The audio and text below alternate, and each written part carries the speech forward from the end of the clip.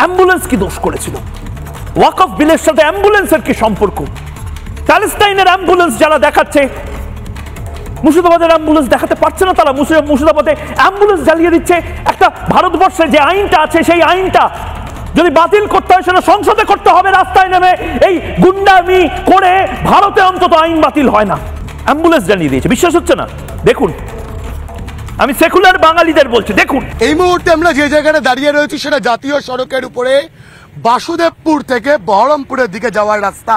আর এই যে গাড়িটা দেখছেন, এই গাড়িটা একটা সরকারি অ্যাম্বুলেন্স ছিল। আমরা জানি না এই অ্যাম্বুলেন্সের ভিতরে যখন এই অ্যাম্বুলেন্সটা জ্বালিয়ে দেওয়া হয় সেই সময় কোনো রুগী ছিলেন কিনা বা রুগীর পরিজনেরা ছিলেন কিনা, তারা নিরাপদে আছেন কিনা আমরা এখনো অবধি জানতে পারিনি। ম্যাডাম এই ছবিটা দেখাও, এই ছবিটা দেখাও। এখনো অবধি অ্যাম্বুলেন্সের এখানে আগুন জ্বলছে। এই ছবিটা কি ভয়ঙ্কর একটা ছবি, কতটা ভয়াবহ একটা ছবি হতে পারে, হয়তো এর থেকে ভয়াবহ ছবি খুব কম হয়।